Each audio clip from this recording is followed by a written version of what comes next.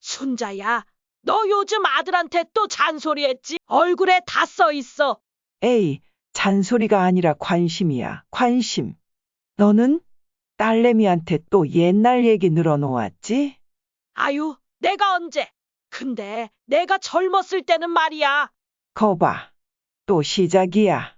내가 젊었을 때, 타령, 딸이 질려서 도망갈걸? 너도 잔소리쟁이면서 나만 뭐라 해? 지난번에 아들이 너 말 안 듣고 전화 끊었다며? 맞아. 내가 밥 챙겨 먹어. 했다가 아들이, 엄마, 제발, 하더라. 속상해. 그러게, 우리도 좀 바뀌어야 하나? 자꾸 옛날 방식으로 하니까 애들이 멀어져.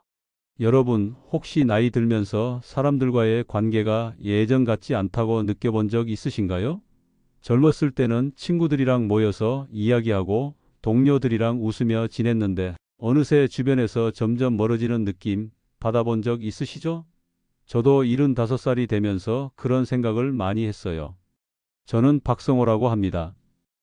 정신건강의학과 의사로 40년 넘게 일하다가 이제는 퇴직해서 이렇게 여러분과 이야기 나누는 시간을 갖고 있죠.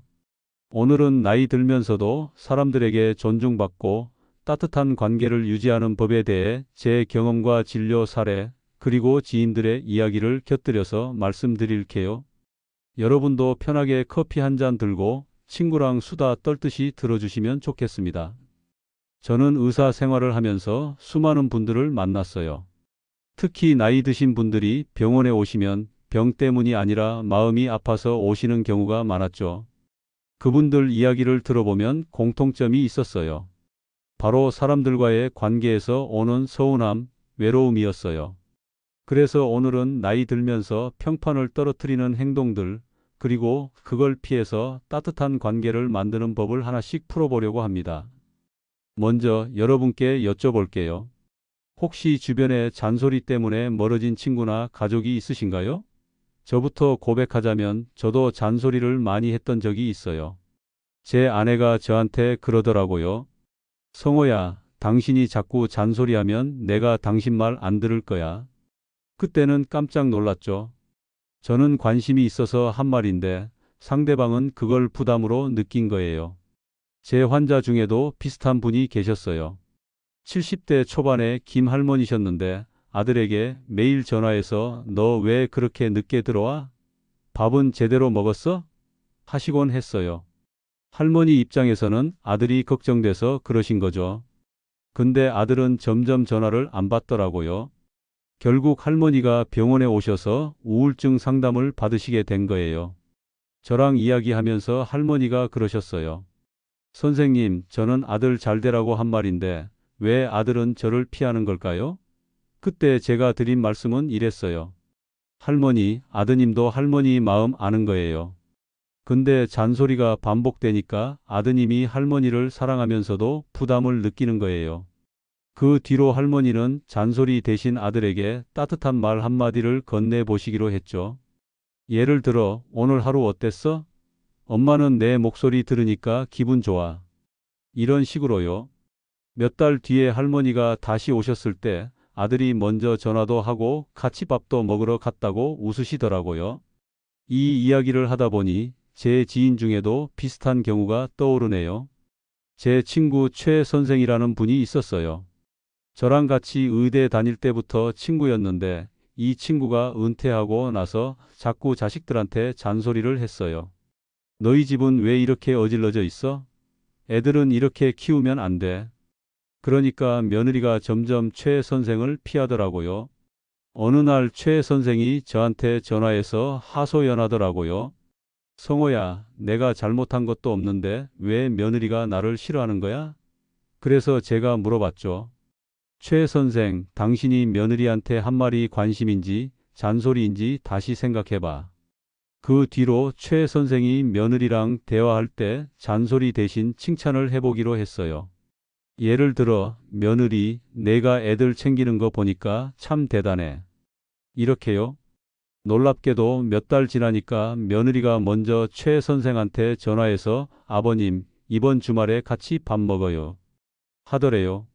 잔소리가 관계를 멀어지게 했다면 따뜻한 말 한마디가 다시 가까워지게 만든 거죠. 이쯤에서 여러분께 또 여쭤볼게요.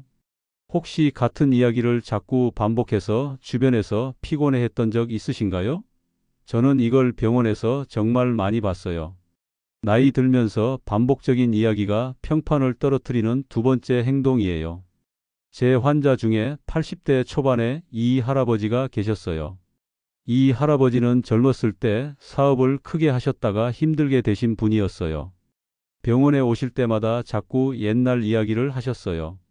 내가 그때 사업 잘 될 때 얼마나 잘 나갔는지, 근데 동업자가 나를 배신해서 이런 이야기를 매번 하시는 거예요. 처음에는 저도 동정심으로 듣다가 나중에는 솔직히 좀 피곤해지더라고요. 그러던 어느 날 할아버지가 저한테 물으셨어요. 박 선생, 왜 내 자식들은 내 이야기를 안 들어주는 거야? 그래서 제가 조심스럽게 말씀드렸죠. 할아버님, 자식들 입장에서는 그 이야기를 벌써 몇 번 들었을 거예요. 할아버님의 힘든 마음은 이해하지만 자꾸 같은 이야기를 하면 듣는 사람이 지칠 수 있어요. 그 뒤로 할아버지가 병원 모임에서 다른 분들 이야기를 먼저 물어보시기 시작했어요. 예를 들어, 김 할머니, 요즘 손주들 잘 지내? 이렇게요. 그러니까 모임 분위기가 달라지더라고요. 다른 분들도 할아버지한테 자기 이야기를 꺼내고 할아버지도 점점 웃으시는 날이 많아지셨어요. 제 지인 중에도 이런 경우가 있었어요. 은퇴한 동료 의사였던 박 선생이라는 분이 계셨는데 이분이 모임에 나올 때마다 옛날에 병원에서 얼마나 바빴는지, 얼마나 힘들었는지를 자꾸 이야기했어요. 처음에는 다들 공감했죠. 근데 매번 똑같은 이야기가 나오니까 모임 사람들이 점점 박 선생을 피하더라고요. 저도 솔직히 좀 피곤했어요. 그래서 어느 날 박 선생한테 조심스럽게 말했죠. 박 선생, 우리 다 당신 이야기 아는 거야. 이번엔 다른 사람들 이야기 좀 들어보자. 그 뒤로 박 선생이 모임에서 다른 사람들한테 관심을 보이기 시작했어요.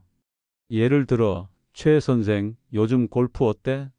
이렇게 물어보니까 사람들이 박 선생한테 다시 다가오더라고요. 결국 반복적인 이야기가 사람들을 멀어지게 했다면 상대방의 이야기에 귀 기울이는 게 다시 가까워지게 만드는 비결이었어요. 이제 세 번째로 여러분께 또 질문 하나 드릴게요. 혹시 내가 젊었을 때는 이라는 말로 대화를 시작한 적 있으신가요? 저도 이 말 많이 했어요.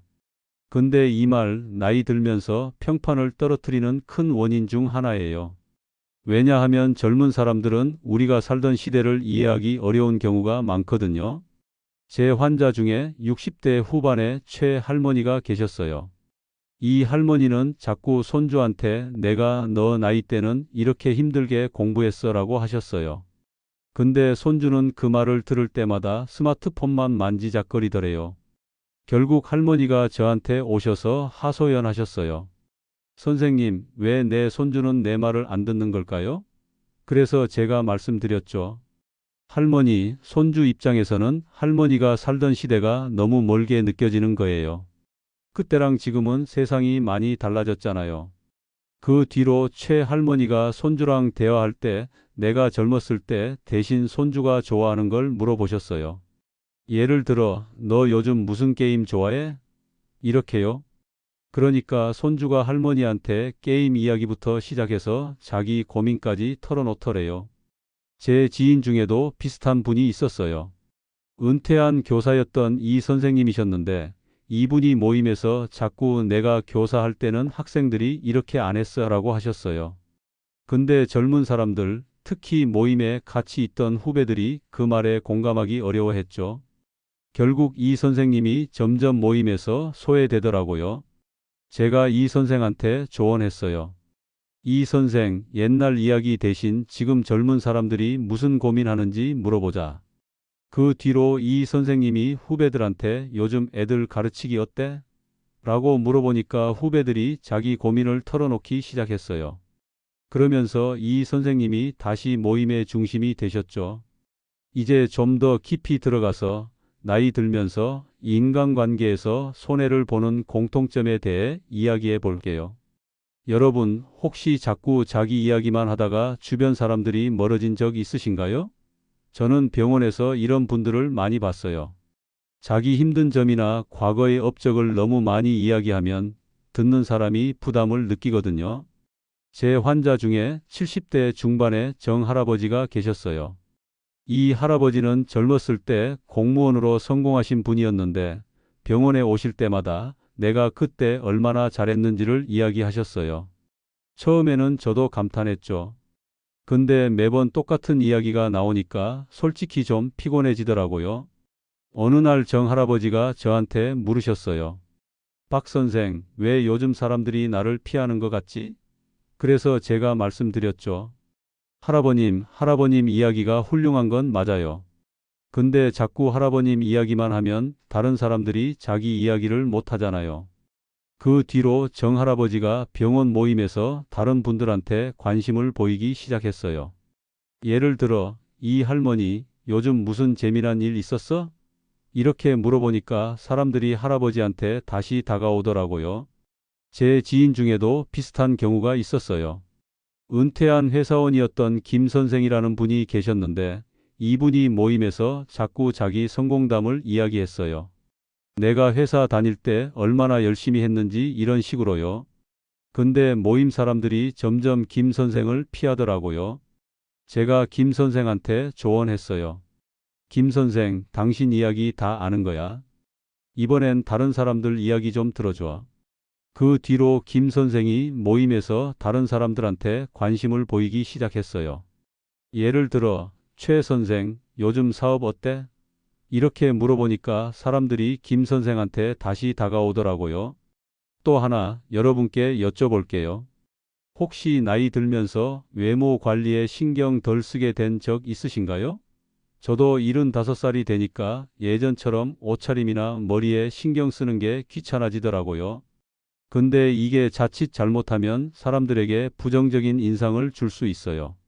제 환자 중에 60대 후반의 박 할머니가 계셨어요. 이 할머니는 젊었을 때는 정말 멋지게 사신 분이었어요.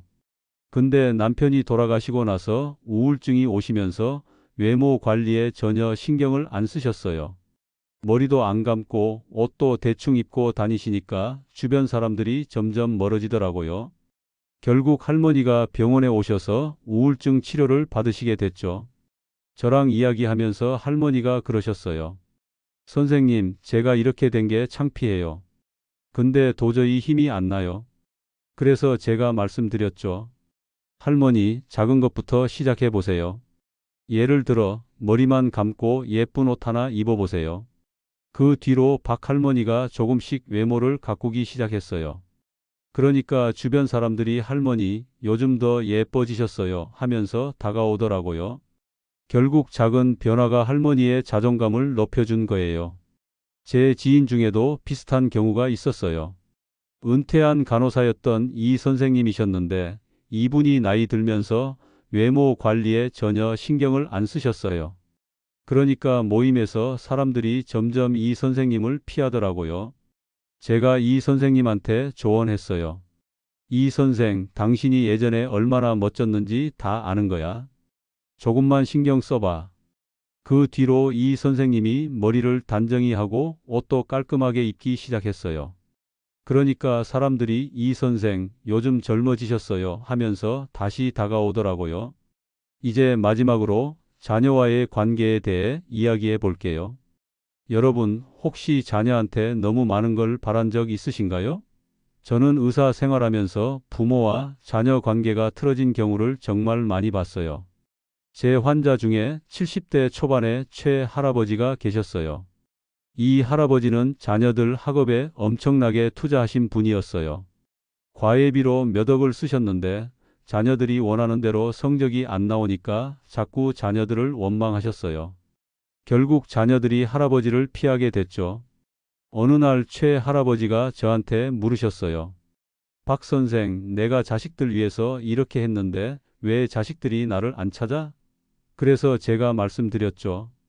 할아버님, 자식들 입장에서는 그 과외가 부담이었을 거예요.